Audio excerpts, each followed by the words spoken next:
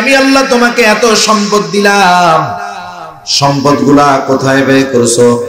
লোকটা বলবে, আল্লাহ আপনার দেওয়া সম্পদ আমি মানুষের মাঝে দান করেছি, সাদকা করেছি।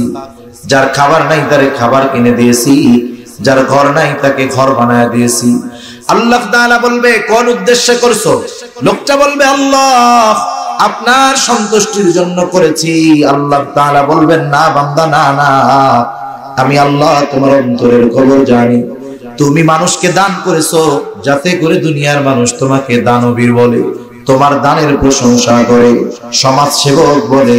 তুমি যে উদ্দেশ্যে দান করেছো দুনিয়ায় পেয়ে গেছো, দুনিয়ার মানুষ তোমার দানের প্রশংসা কইরা তোমারে দানবীর বলছে, সমাজ সেবক বলছে, গরিবের বন্ধু বলছে। সুতরাং আমি আল্লাহর তরফ থেকে আজকে তোমার জন্য কিছুই নাই, তুমি চলে যাও, তোমার ঠিকানা হলো জাহান্নাম। আল্লাহ তাআলা আরেকজন কারি সাহেবকে ডাকবে, আলেমকে ডাকবে, জিজ্ঞাসা করবে, কেন ইলম অর্জন করেছো, কেন কোরআন শিখেছো? লোকটা বলবে, আল্লাহ আপনার সন্তুষ্টির জন্য ইলম অর্জন করেছি। আল্লাহ তাআলা বলবে, না বান্দা, তুমি মিথ্যা বলতেছো। তুমি ইলম অর্জন করেছো যাতে করে দুনিয়ার মানুষ তোমার ইলমের প্রশংসা করে। তুমি ওয়াজ করো যাতে করে মানুষ তোমার ওয়াজের প্রশংসা করে, তোমাকে হাফেজ, আলেম, মুফতি উপাধি দিয়া ডাক দেয়। তুমি যে উদ্দেশ্যে ইলম অর্জন করেছো দুনিয়ায় পেয়ে গেছো। দুনিয়ার মানুষ তোমাকে বড় আলেম ডাকছে, দুনিয়ার মানুষ তোমার প্রশংসা করেছে, তোমার ইলমের প্রশংসা করেছে। সুতরাং আমি আল্লাহর তরফ থেকে আজকে তোমার জন্য কিছু নাই, তুমি চলে যাও, তোমার ঠিকানা হলো জাহান্নাম। একটু চিন্তা করে দেখেন তো, একটা মানুষ জীবন দিয়ে দেওয়া, এটা কি যেন তেন ব্যাপার?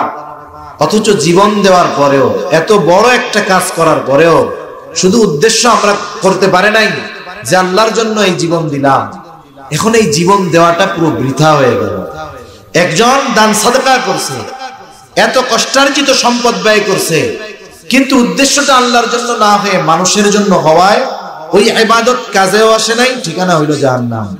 একজন আলেম ইলম অর্জন করেছে, যারা মাদ্রাসায় পড়ে এরা জানে মাদ্রাসায় পড়া কত কষ্টকর, খাবারের কষ্ট, থাকার কষ্ট, ঘুমের কষ্ট। এত পরিশ্রম করে ইলম অর্জন করার পরে আমরা যদি এই চিন্তা করি যে আমার এই ইলমটাকে আমি টাকা কামানোর মাধ্যম বানায় নিব, আমার ইলম দ্বারা আমি মানুষের প্রশংসা অর্জনের চেষ্টা করব, মানুষ আমার ইলমের প্রশংসা করবে, মানুষ আমার কণ্ঠের প্রশংসা করবে, মানুষ আমাকে মাথায় তুলে নাচবে, আমি যদি এই আশা করি, আমার এই ইলম আমার নাজাত তো বহুদূর, আমার জাহান্নামে যাওয়ার কারণ হয়ে যাবে। ঠিক কিনা বলে? কেন হবে? কারণ কি? একজন ইবাদত করে নাই, ও ইবাদত না করার কারণে শাস্তি পাবে, নাইলে আল্লাহ তাআলা যদি চায় ওরে মাফ করে দিবে যদি শিরিক না করে।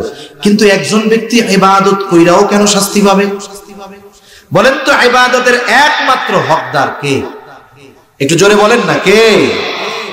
আল্লাহর হক ইবাদত করা। হাদিসের মধ্যে আসছে আল্লাহ তাআলার হক হইল কি? তার ইবাদত করা, তার সাথে কারো শরীক না করা। কেউ যদি শিরক করে তাহলে সবচাইতে বড় হক সে আল্লাহ নষ্ট করে। এখন কেউ যদি ইবাদতটা আল্লাহকে বাদ দিয়ে অন্য কাউকে সন্তুষ্ট করার জন্য করে, এটাও সে শিরক করে। সে কি করে বলেন না? হক ছিল কার?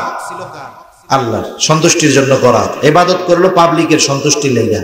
তাহলে দেখেন তো, এখানে কি আল্লাহ তাআলার সাথে শিরক হলো কি হলো না? মাখলুককে ইবাদতের ক্ষেত্রে আল্লাহর সমকক্ষ দাঁড় করায় দেওয়ার মতো হয়ে গেল। এখন কি হবে? শিরক যুক্ত আমল, এটা কি কবুল হবে? তাহলে প্রথমে আমল বাদ, প্রথমে কি বাদ? আমল বাদ। দ্বিতীয়ত আমলের হক ছিল কার? কিন্তু করছে মানুষের দেখানোর লাগে, অপরাধ হইছে না, এই জন্য এখন শাস্তি হবে। একজন আমল না কইরা মাপ পাওয়া যাইতে পারে, আরেকজন আমল করে ধরা খেয়ে যেতে পারে, যদি শুধু তার ওই আমল, তার ইবাদতের মধ্যে ইখলাস তথা আল্লাহর সন্তুষ্টি যদি না থাকে।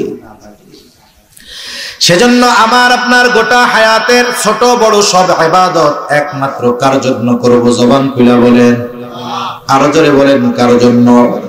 আমার নামাজ, আমার রোজা, আমার হজ, আমার যাকাত, আমার কুরবানি, আমার দান সাদকা সব আল্লাহ তাআলার জন্য করতে হবে। আমাদের অঞ্চলে কিছু মানুষ এমনও আছে একজনের ডাকে হাজি আর একজনের ডাকে আলহাজ। এখন এর ব্যাখ্যা কি আমার জানা নেই। ইমাম সাহেব জিজ্ঞাসা করে, হুজুর ওনারে আলহাজ কা, আমি হজ করছি উনিও করছি, ওনারে আলহাজ কা আমারে হাজি কয় কেন? আলহাজ কইলে একটা ভাল লাগে, বুঝেন নাই? আলহাজ শব্দের তো একটা ভাবসাব আছে। এখন হুজুরে কি উত্তর দিবে? কয় শুনেন, উনি 3-4 বার করছে তো এই জন্য মনে হয় উনি আলহাজ। এখন উনিও কয় আমার আল্লাহ টাকা পয়সা কম দিছে, আমিও আরো 3-4 বার করে আলহাজ হয়ে যাবো। আমি কই তুমি আলহাজ হওয়ার জন্য যদি 100 বারও হজ করো তোমার হজ কবুল হবে না, ঠিক কিনা বলে? ওই হজ দিয়ে তুমি আলহাজ হইতে পারবা, কিন্তু আল্লাহর রাসূল সাল্লাল্লাহু আলাইহি ওয়াসাল্লাম হাদিসের মধ্যে হজের যেই ফজিলতের কথা বর্ণনা করেছেন, যে হজ করলো সে যেন কেমন যেন সদ্য ভূমিষ্ঠ নিষ্পাপ শিশুর মতো হয়ে গেল, ওই ফজিলত তো অর্জিত জীবনেও হবে না, বরং আলহাজ হওয়ার জন্য হজ করলে কিয়ামতে ওই হজ তার জাহান্নামে যাওয়ার কারণ হতে পারে, ঠিক কিনা বলে? এজন্য আমরা ছোট বড় সব ইবাদত আল্লাহর জন্য করব।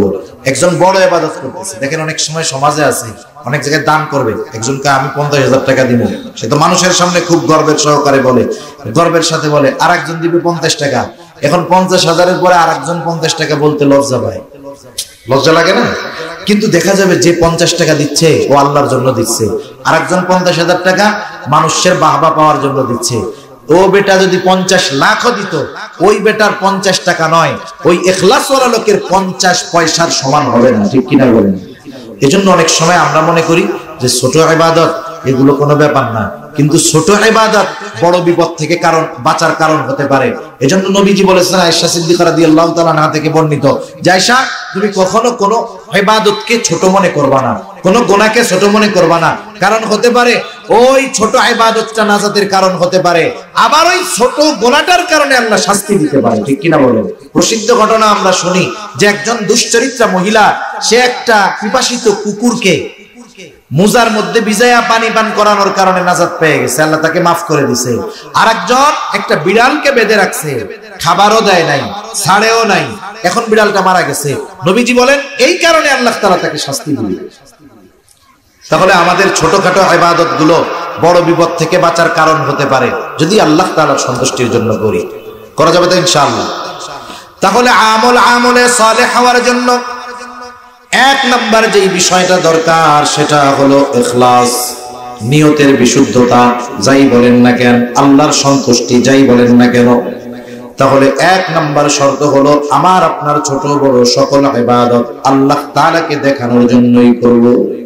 দুনিয়ার মানুষকে দেখানোর জন্য ইবাদত করলে কবুল হয় না, পাপ হয়, শাস্তি পাওয়া লাগতে পারে। আর আল্লাহকে দেখানোর জন্য ইবাদত করলে ওই ইবাদত দ্বারা আখিরাতে নাজাত পাওয়ার কারণ হয়ে যেতে পারে।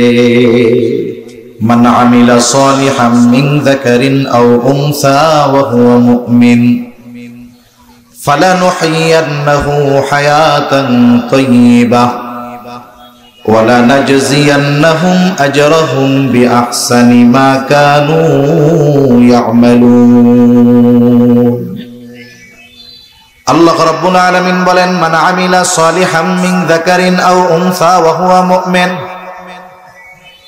যে নেক আমল করে, আমলে সালেহ করে, ঈমান অবস্থায় হোক, নারী অথবা পুরুষ, নারী হোক আর পুরুষ হোক, যে ঈমান অবস্থায় আমলে সালেহ করে, আল্লাহ রাব্বুল আলামিন বলেন ওই ঈমানদার নারী পুরুষের জন্য আল্লাহ তাআলা 2 ধরনের পুরস্কার রেখেছেন।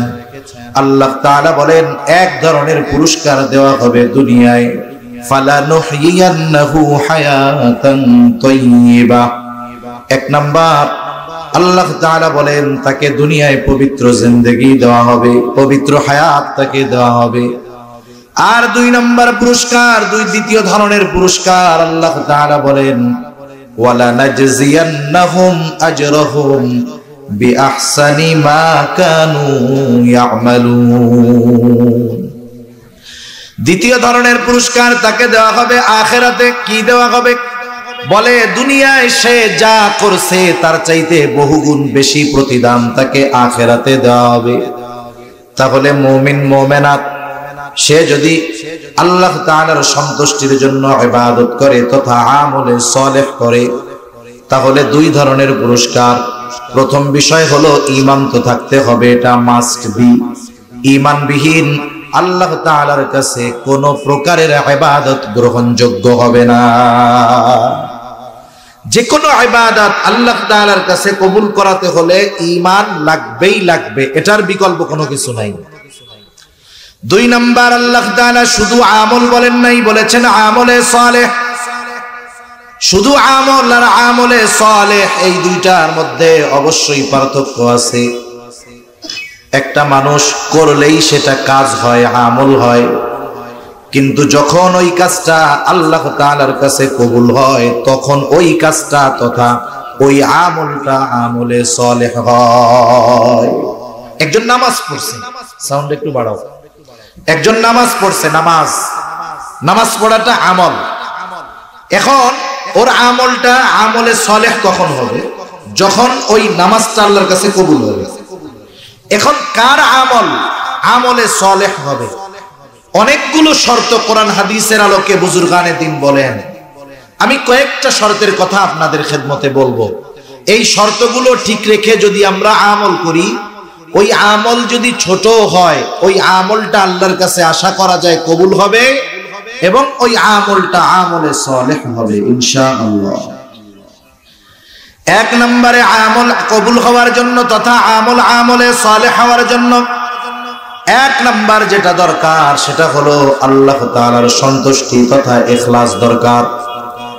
আমার সারা জিন্দেগীর আমল, এটা যত আমল হোক, বড় হোক আর ছোট হোক, আমার সকল আমলগুলো একমাত্র আল্লাহ তাআলার উদ্দেশ্যেই করতে হবে। আল্লাহ তাআলা কোরআনুল কারীমের মধ্যে বলেন, ওয়ামা উমিরু ইল্লা লিয়াবুদুল্লাহা মুখলিসিনা লাহুদ্দীন। ইখলাসের সাথে যতক্ষণ না আমল হবে ততক্ষণ ওই আমল যত বড় হোক আল্লাহ তাআলার কাছে ওই আমলটা কবুল হবে না। এজন্য আল্লাহ সুবহানাহু ওয়া তাআলার কাছে ওই আমলটাই সুন্দর, গ্রহণযোগ্য, যেটা আল্লাহর জন্য করা হয়। আল্লাহ তাআলা কিন্তু আমাদের কাছে বেশি আমলের কথা বলেন না। আল্লাহ তাআলা কোরআনুল কারীমের মধ্যে সুন্দর আমলের কথা বলছে, সুন্দর। আল্লাহ তাআলা সূরা মুলকের মধ্যে বলেন, আল্লাযী খালাকাল মাউতা ওয়াল হায়াতা লিয়াবলুয়াকুম আইয়ুকুম আহসানু আমালা। আল্লাহ তাআলা বলেন, তিনি আল্লাহ কে বলে আল্লাযী খালাকাল মাউতা ওয়াল হায়া, যে মৃত্যু এবং জীবন সৃষ্টি করেছেন। কেন? বলে লিয়াবলুয়াকুম, তোমাদের পরীক্ষা করার জন্য তথা আমাদের পরীক্ষার জন্য আল্লাহ তাআলা মউত এবং হায়াত, মরণ এবং জীবন আল্লাহ সৃষ্টি করেছেন। বললাম কিসের পরীক্ষা? আল্লাহ তাআলা বলেন পরীক্ষা হলো আইয়ুকুম আহসানু আমালা, পরীক্ষাটা হলো তোমাদের কার আমল কত সুন্দর। আইয়ুকুম আকসারু আমালা আল্লাহ বলেন না যে কে কত আমল করতে পারে, এটা বলেন না। আল্লাহ তাআলা বলতেছেন পরীক্ষা হলো কার আমল কত সুন্দর। এই জন্য আমাদেরকে আগে বুঝতে হবে আসলে সুন্দরের সংজ্ঞাটা কি। আমরা আমাদের কাছে সুন্দরের সংজ্ঞা হইল যেটা চোখ দিয়ে দেখার পরে আমার আপনার অন্তর তৃপ্ত হয়। চোখ দিয়ে দেখলে ভালো লাগে, আমরা বলি এটা সুন্দর, দেখতে ভালো লাগতেছে। একটা মেয়ের চেহারা ভালো, বলে সুন্দর। তারপরে একটা জিনিস খুব ভালো মতো বানাইছে, বলে সুন্দর, চেয়ারটা সুন্দর, ফার্নিচারটা সুন্দর, ছেলেটা সুন্দর। তাহলে আমরা সুন্দর বলি কখন? যখন আমাদের চোখ ওই জিনিসটা দেখে তৃপ্ত হয়।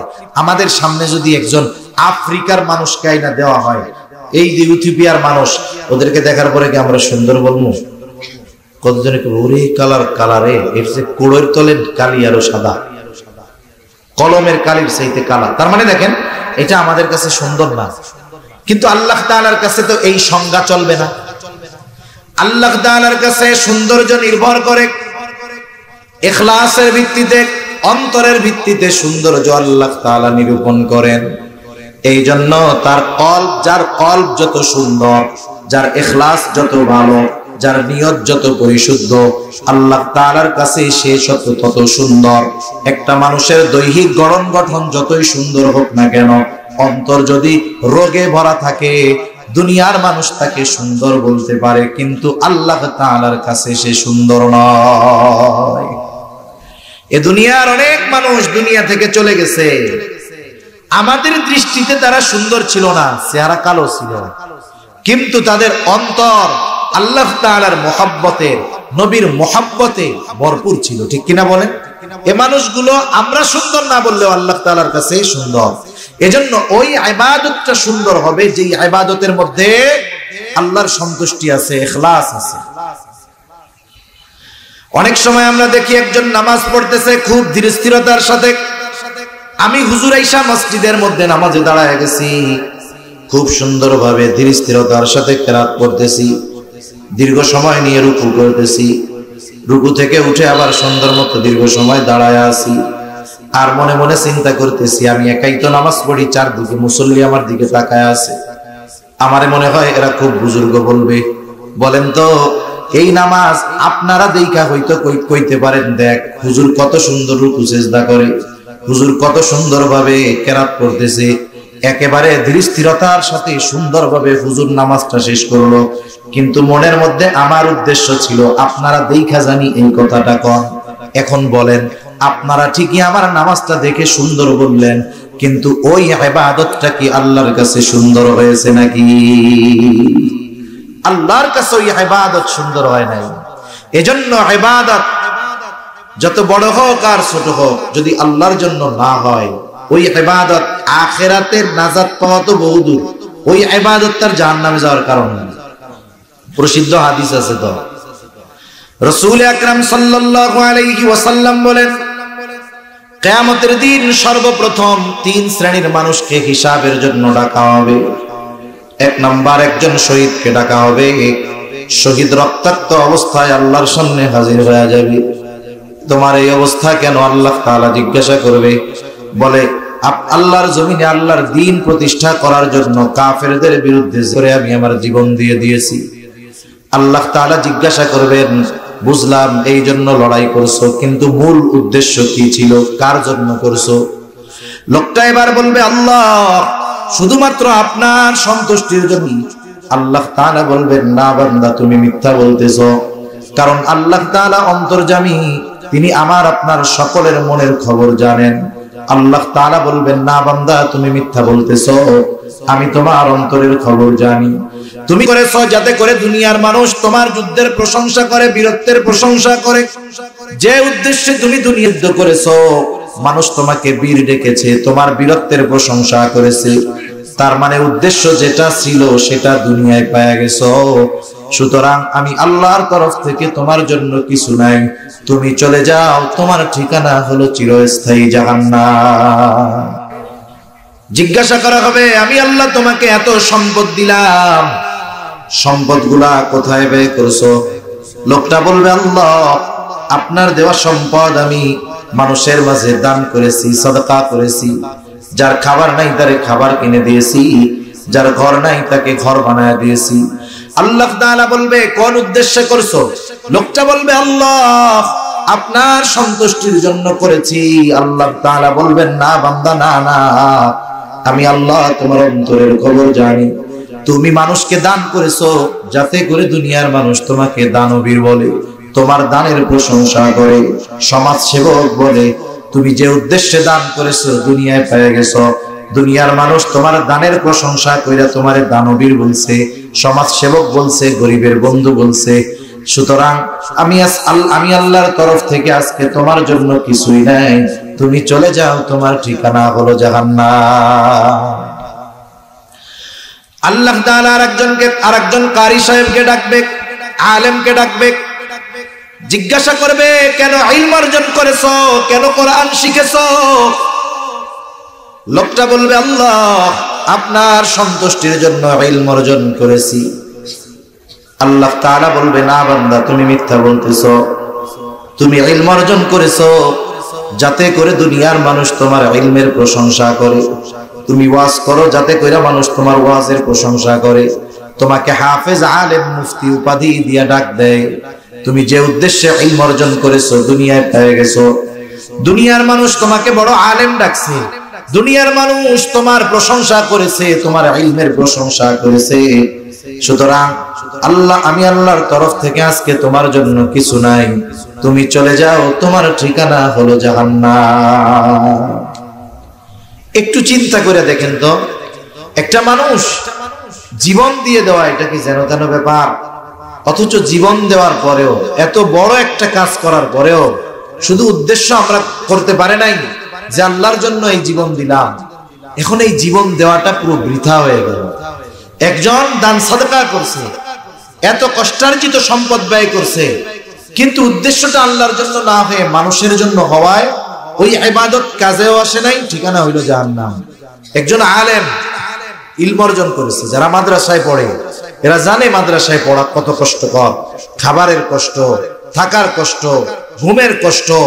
এত পরিশ্রম করে ইলম অর্জন করার পরে আমরা যদি এই চিন্তা করি যে আমার এই ইলমটাকে আমি টাকা কামানোর মাধ্যম বানায় নিব, আমার ইলম দ্বারা আমি মানুষের প্রশংসা অর্জনের চেষ্টা করব, মানুষ আমার ইলমের প্রশংসা করবে, মানুষ আমার কণ্ঠের প্রশংসা করবে, মানুষ আমাকে মাথায় তুলে নাচবে, আমি যদি এই আশা করি, আমার এই ইলম আমার নাজাত তো বহুদূর, আমার জাহান্নামে যাওয়ার কারণ হয়ে যাবে। ঠিক কিনা বলে? কেন হবে? কারণ কি? একজন ইবাদত করে নাই, ও ইবাদত না করার কারণে শাস্তি পাবে, নাইলে আল্লাহ তাআলা যদি চায় ওরে মাফ করে দিবে যদি শিরিক না করে। কিন্তু একজন ব্যক্তি ইবাদত কইরাও কেন শাস্তি পাবে? বলেন তো, ইবাদতের একমাত্র হকদার কে? একটু জোরে বলেন না, কে? আল্লাহর হক ইবাদত করা। হাদিসের মধ্যে আসছে আল্লাহ তাআলার হক হইল কি? তার ইবাদত করা, তার সাথে কারো শরীক না করা। কেউ যদি শিরক করে তাহলে সবচাইতে বড় হক সে আল্লাহর নষ্ট করে। এখন কেউ যদি ইবাদতটা আল্লাহকে বাদ দিয়ে অন্য কাউকে সন্তুষ্ট করার জন্য করে, এটাও সে শিরক করে। সে কি করে বলেন না? হক ছিল কার? আল্লাহর সন্তুষ্টির জন্য করা, ইবাদত করলো পাবলিকের সন্তুষ্টির লেগে। তাহলে দেখেন তো, এখানে কি আল্লাহ তাআলার সাথে শিরিক হলো কি হলো না? মাখলুককে ইবাদতের ক্ষেত্রে আল্লাহর সমকক্ষ দাঁড় করায় দেওয়ার মতো হয়ে গেল। এখন কি হবে? শিরিক যুক্ত আমল, এটা কি কবুল হবে? তাহলে প্রথমে আমল বাদ, প্রথমে কি বাদ? আমল বাদ। দ্বিতীয়ত, আমলের হক ছিল কার? কিন্তু করছে মানুষের দেখানোর লাগে, অপরাধ হইছে না, এই জন্য এখন শাস্তি হবে। একজন আমল না কইরা মাপ পাওয়া যাইতে পারে, আর একজন আমল করে ধরা খেয়ে যেতে পারে, যদি শুধু তার ওই আমল, তার ইবাদতের মধ্যে ইখলাস তথা আল্লাহর সন্তুষ্টি যদি না থাকে। সেজন্য আমার আপনার গোটা হায়াতের ছোট বড় সব ইবাদত একমাত্র কার জন্য করব? জবান খুলে বলেন, আরো জোরে বলেন, কার জন্য? আমার নামাজ, আমার রোজা, আমার হজ, আমার যাকাত, আমার কুরবানি, আমার দান সাদকা সব আল্লাহ তাআলার জন্য করতে হবে। আমাদের অঞ্চলে কিছু মানুষ এমনও আছে, একজনের ডাকে হাজি আর একজনের ডাকে আলহাজ। এখন এর ব্যাখ্যা কি আমার জানা নেই। ইমাম সাহেবের জিজ্ঞাসা করে, হুজুর ওনারে আলহাজ কা, আমি হজ করছি উনিও করছি, ওনারে আলহাজ কা, আমারে হাজি কয় কেন? আলহাজ কইলে একটা ভাল লাগে, বুঝেন নাই? আলহাজ শব্দেরও তো একটা ভাবসাব আছে। এখন হুজুরে কি উত্তর দিবে? কয় শুনেন, উনি 3-4 বার করছে তো এই জন্য মনে হয় উনি আলহাজ।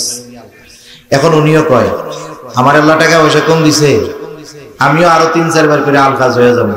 আমি কই, তুমি আলহাজ হওয়ার জন্য যদি 100 বারও হজ করো, তোমার হজ কবুল হবে না। ঠিক কিনা বলে? ওই হজ দিয়ে তুমি আলহাজ হইতে পারবা, কিন্তু আল্লাহর রাসূল সাল্লাল্লাহু আলাইহি ওয়াসাল্লাম হাদিসের মধ্যে হজের যেই ফজিলতের কথা বর্ণনা করেছেন, যে হজ করলো সে যেন কেমন যেন সদ্য ভূমিষ্ঠ নিষ্পাপ শিশুর মতো হয়ে গেল, ওই ফজিলত তো অর্জিত জীবনেও হবে না, বরং আলহাজ হওয়ার জন্য হজ করলে কিয়ামতে ওই হজ তার জাহান্নামে যাওয়ার কারণ হতে পারে। ঠিক কিনা বলেন? এজন্য আমরা ছোট বড় সব ইবাদত আল্লাহর জন্য করব। একজন বড় ইবাদত করতেছে, দেখেন অনেক সময় সমাজে আছে, অনেক জায়গায় দান করবে, একজনকে আমি 50,000 টাকা দিব, সে তো মানুষের সামনে খুব গর্বের সহকারে বলে, গর্বের সাথে বলে, আর একজন দিবে 50 টাকা। এখন 50,000-এর পরে আর একজন 50 টাকা বলতে লজ্জা পায়, লজ্জা লাগে না? কিন্তু দেখা যাবে যে 50 টাকা দিচ্ছে ও আল্লাহর জন্য দিচ্ছে, আর একজন 50,000 টাকা মানুষের বাহবা পাওয়ার জন্য দিচ্ছে। ও বেটা যদি 50 লাখও দিত, ওই বেটার 50 টাকা নয়, ওই ইখলাসওয়ালা লোকের 50 পয়সার সমান হবে না। ঠিক কিনা বলেন?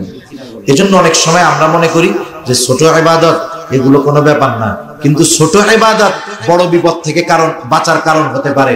এজন্য নবীজি বলেছেন, আয়েশা সিদ্দিকা রাদিয়াল্লাহু তাআলা আনহা থেকে বর্ণিত, যে আয়েশা তুমি কখনো কোনো ইবাদতকে ছোট মনে করবা না, কোনো গুনাহকে ছোট মনে করবা না।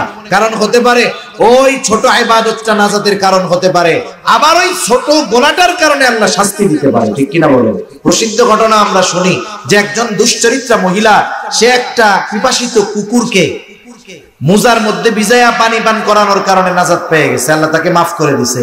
আরেকজন একটা বিড়ালকে বেঁধে রাখছে, খাবারও দেয় নাই, ছাড়েও নাই, এখন বিড়ালটা মারা গেছে। নবীজি বলেন এই কারণে আল্লাহ তাআলা তাকে শাস্তি দিবেন।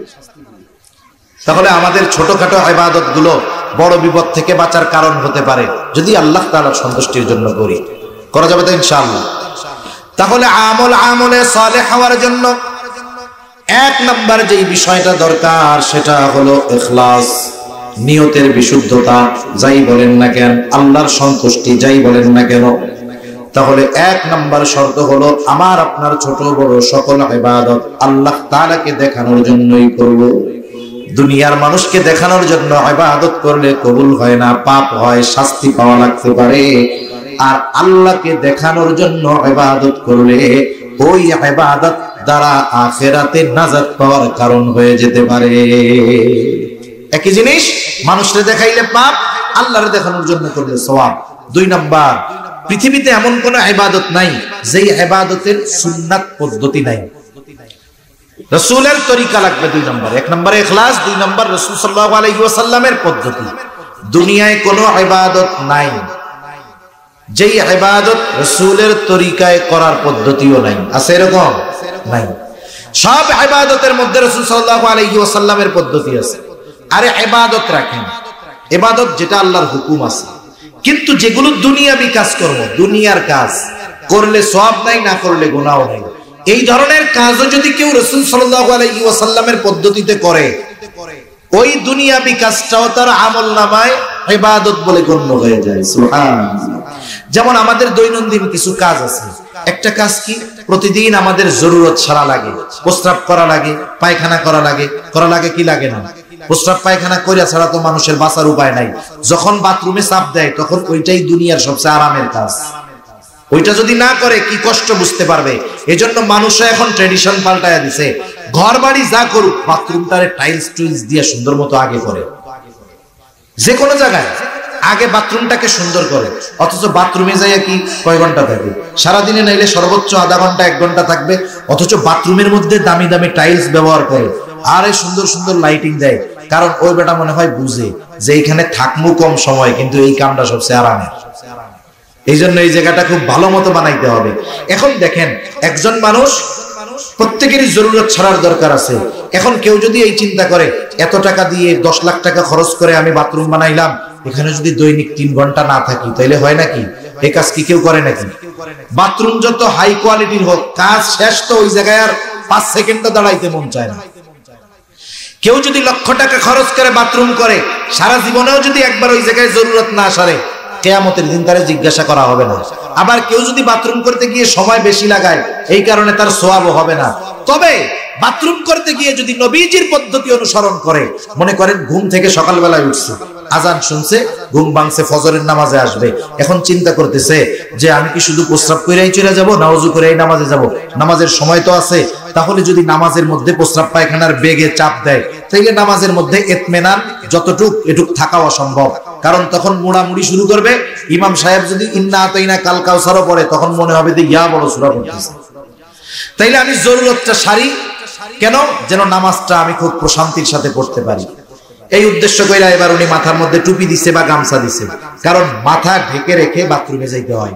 টুপি হোক আর গামছা হোক, উনি এবার মাথাটা ডাকছে, বাথরুমে ঢুকতেছে, এমনিই জরুরত ছাড়তো, কিন্তু নিয়তটা সাথে কি করছে যে আমি যেন নামাজটা ঠিক মতো পড়তে পারি, নামাজটা পড়ে যেন প্রশান্তি পাই, ওই সময় যেন আমার কষ্ট না হয়, নামাজটা সুন্দর করণার্থে সে বাথরুমে ঢোকা শুরু করছে। এবার গেছে সামনে, ঢোকার আগে দোয়া পড়ছে, মাথা ডাকছে। আমি মোটা মোটা সুন্নত গুলা বলতেছি আর কি। এরপরে ঢোকার আগে দোয়া পড়ছে। অনেকে জানে না, অনেকের জিজ্ঞাসা করছি দোয়া পড়েন কোন সময়? বাথরুমের মধ্যে ঢুকা এরপরে দোয়া পড়ে না, বাথরুমে ঢোকার আগে দোয়া পড়তে হবে। এবার সে বাথরুমে ঢোকার দোয়া পড়ছে, ঢোকার সময় বাম পা দিয়া ঢুকছে, এইবার বাথরুমের মধ্যে বসছে, বসে সুন্দর মতো বাথরুম জরুরত সারছে, ঢিলাকুলুক ব্যবহার করছে, পানি দিয়ে পরিষ্কার পরিচ্ছন্ন হয়েছে, ভেতরে যদি ওযুর ব্যবস্থা থেকে করছে, নাইলে বের হয়ে গেছে। বের হইছে কেমনে? বের হওয়ার সময় ডান পা দিয়ে বের হইছে, বের হওয়ার পরে দোয়া পড়ছে। এই জায়গায় 7-8টা সুন্নাত আছে। অথচ দেখেন এই কাজটা সাধারণভাবে করলে কোনো সওয়াব হইতো না, কিছুই হইতো না, গুনাহ হইতো না, কিন্তু শুধুমাত্র নিয়ত করেছে ইবাদতের সুবিধার্থে, নবীজির তরিকায় আমি এই কাজটা করলাম, দেখা যাবে কমপক্ষে 10-12টা সুন্নাত ওইটুকু কাজের মধ্যে সে করে ফেলছে। সুবহানাল্লাহ বলে। এই যে সুন্নাত পদ্ধতিতে দুনিয়ার কাজটা করলো, সওয়াব হইছে না গুনাহ হইছে? এটা ইবাদত বলে যোগ হয়ে যায়। খানা খাই, প্রত্যেকদিন খানা খাই, স্বাভাবিক ব্যাপার। পানি পান করি, স্বাভাবিক ব্যাপার। আমি পানিটা ডান হাতে পান করব, বসে পান করব, 3 ডোকে নয়, 3 শ্বাসে পানি পান করব। অনেকে মনে করে পানি মনে হয় 3 ডোক, 1 ডোক নিলাম, 2 ডোক নিলাম, না না, 3 শ্বাস। একবার নিছি, বিরতি, বিরতি, বিরতি, এই যে 3 বার, 3 শ্বাসে পান করব, বসে পান করব, পান করার আগে বিসমিল্লাহ বলবো, শেষে আলহামদুলিল্লাহ বলবো। হিসাব করে দেখেন 7-8টা সুন্নাত এই পানির মধ্যে হয়ে গেল। সওয়াব হবে কি হবে না? আপনি রাস্তা থেকে বাজারে যান, মসজিদে যান, প্রয়োজনে যান, অনেক সময় হেঁটে যান, আপনি যদি নিয়ত করেন যে নবীজি ডান পাশ দিয়ে হাঁটতেন, ডান পাশ দিয়ে চলা সুন্নাত, এই নিয়তে ডান পাশ দিয়ে পথ চললেন, বলেন তো এই পথ চলা ইবাদত হবে কি হবে না? তার মানে সুন্নাত হইল এমন এক জিনিস, এমন এক জিনিস, ওইটাকে দুনিয়ার যে কোনো বৈধ কাজের সাথে যদি খালি লাগায় দেওয়া হয়, ওই বৈধ কাজটাও ইবাদত বলে গণ্য হয়ে যায়। আর নামাজ রোজার মধ্যে যে সুন্নাত থাকবে না, এটা তো হইতেই পারে না। তাইলে নবীজির সুন্নাত ইবাদত কবুলের দ্বিতীয় শর্ত। আমরা অনেক সময় মনে করি যে সুন্নাতের পরিভাষা বা সুন্নাতের অর্থ হইল যেটা করলে সওয়াব, না করলে গুনাহ নাই। অনেকে ভাবে এরকম। না না, কিছু সুন্নাত তো ফরজ আছে, কিছু সুন্নাত ওয়াজিব, কিছু সুন্নাত স্বাভাবিক সুন্নাত। এখন কয় সুন্নাত আবার ফরজ হয় কেমনে? আচ্ছা, কোরআনুল কারীমের মধ্যে নামাজের হুকুম, নামাজের কথা আছে 82 জায়গায়। কত জায়গায়? বিষয়টা কিন্তু এমন না। মুফাসসিরিনে কেরাম বলেন যে 82 জায়গায় আল্লাহ তাআলা একই কথা বলছেন, তাইলে এক কথা বারবার বলা হইল না? না না, 82 জায়গায় নামাজের কথা বলায় কমপক্ষে 82টা উদ্দেশ্য আছে আল্লাহ তাআলার। আল্লাহ তাআলার কমপক্ষে 82টা উদ্দেশ্য আছে। আমার ওইদিকে যাওয়ার সময় নাই, সুযোগও নাই।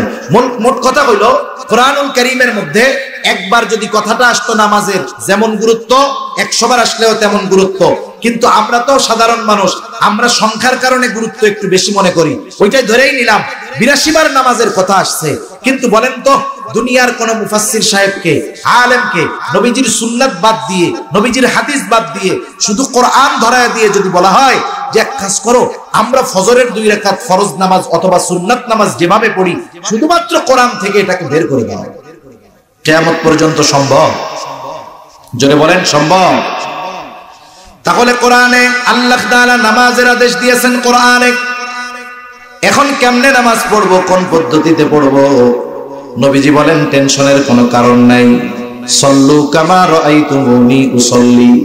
নামাজের আদেশ দিয়েছেন আল্লাহ, নামাজ পড়ার পদ্ধতি উম্মতকে শিখায়া দিয়েছেন মুহাম্মাদুর রাসূলুল্লাহ। এজন্য প্রত্যেকটা ইবাদতের, প্রত্যেকটা জিনিসের মধ্যে নবীজির সুন্নাত আছে। যেমন কেউ যদি কয় রুকু করা, আল্লাহ বলেন ওয়ারকাউ মা'আর রাকিঈন, রুকু করা এটা ফরজ। রুকু করা কি বলেন না? ফরজ। এখন রুকু মানে কি? ঝুঁকা। আপনি যদি দাঁড়ায় থেকে এতটুক ঝুঁকেন, এটাও তো ঝুঁকা হয়ে গেল। এখন কতটুক ঝুঁকবেন, এই ঝুঁকাটা শিখাইছেন নবী, আর রুকুটা ফরজ করি নবীর পদ্ধতিতে। তাহলে রুকুর ক্ষেত্রে এটাও এক প্রকারের সুন্নাত, আর এই সুন্নাতটা হলো ফরজ সুন্নাত। সেজন্য নবীজির কিছু সুন্নাত আছে ফরজ, কিছু সুন্নাত ওয়াজিব। ওয়াজিব আবার কোনটা? সারা দুনিয়ার মুহাক্কিক উলামায়ে কেরাম এ ব্যাপারে একমত। প্রত্যেকটা পুরুষের জন্য দাড়ি লম্বা করতে হবে। কতটুকু রাখতে হবে? বলে কমপক্ষে 1 মুষ্টি পরিমাণ। কমপক্ষে কত? 1 মুষ্টি রাখতেই হবে। 1 মুষ্টির আগে যারা দাড়ি রাখবে, এদের দাড়ি ছাটার কাটার গুনাহ হতে থাকবে। তাহলে এই দাড়ি রাখার যেই সুন্নাত, এটাকে কেউ যদি মনে করে যে রাখলে সওয়াব, না রাখলে গুনাহ নাই, তা না। কিন্তু এটা ওয়াজিব সুন্নাত। যে তরক করতেছে, রাখতেছে না, আমরা দোয়া করি আল্লাহ রাখার তৌফিক দান করুক। তারা নামাজ পড়তেছে, এটা ছাটার কাটার গুনাহ তার হচ্ছে, আমল না। আবার সাধারণ সুন্নাত যেগুলো, কিছু সুন্নাত আছে এগুলো করলে সওয়াব, না করলে গুনাহ নাই। সেজন্য ইবাদত কবুল হওয়ার জন্য তথা আমলে সালেহ হওয়ার জন্য দ্বিতীয় শর্ত হলো যে অবশ্যই ইবাদতটা রাসূলুল্লাহ সাল্লাল্লাহু আলাইহি ওয়াসাল্লামের তরিকায় করতে হবে। এখন বিষয় হলো এই তরিকা পদ্ধতি কিছু জিনিস আছে এগুলো পড়েই কিন্তু শেখা যায় না। আচ্ছা, এমবিবিএস ডাক্তার হওয়ার জন্য পড়ালেখা করার দরকার আছে না নাই? একজন এমবিবিএস ডাক্তার হইছে মানে একাডেমিক্যাল পড়াশোনা তার শেষ। আপনারা জানেন একটা ডাক্তার একাডেমিক্যাল পড়াশোনা শেষ করার পরে কেউ 2 বছর, কেউ 3 বছর, 4 বছর আরেকজন প্রবীণ অভিজ্ঞ ডাক্তারের তত্ত্বাবধানে এই 5 বছর যা পড়ছে ওইগুলো হাতে কলমে শিখে। জানেন আপনারা এটাকে বলে ইন্টার্নি।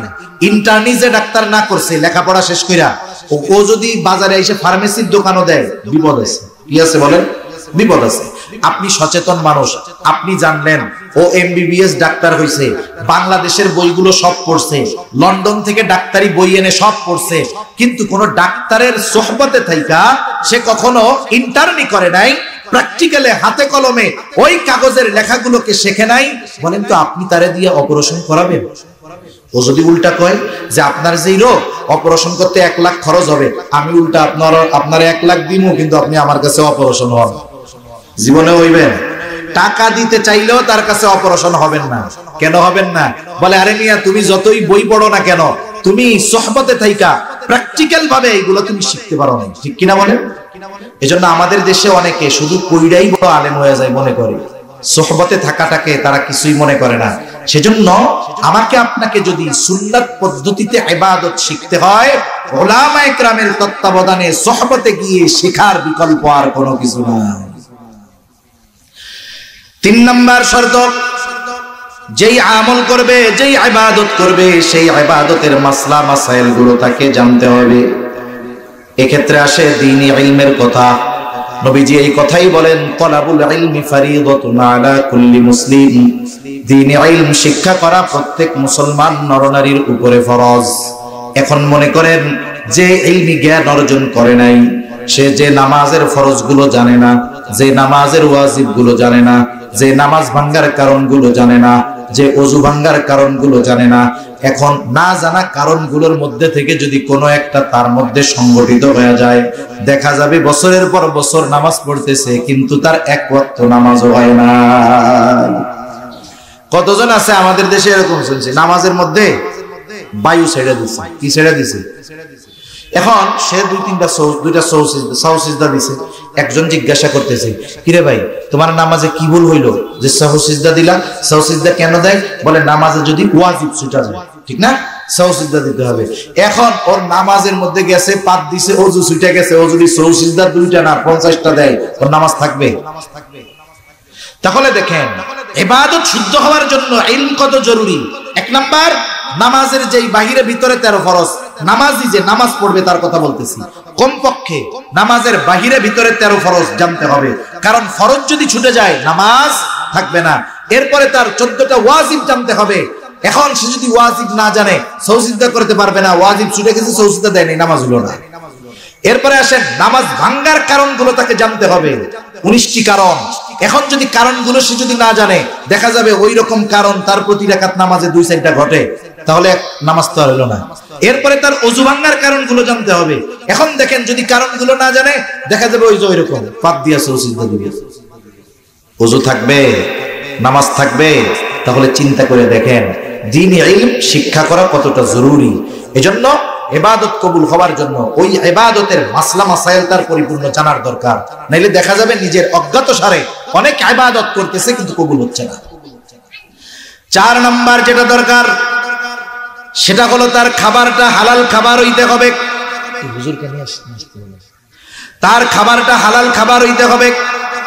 এখানে 2টা জিনিস লক্ষণীয়। একটা হলো শুধু খাবার হালাল হলে হবে না, ওই খাবার কেনার টাকাটাও হালাল হতে হবে।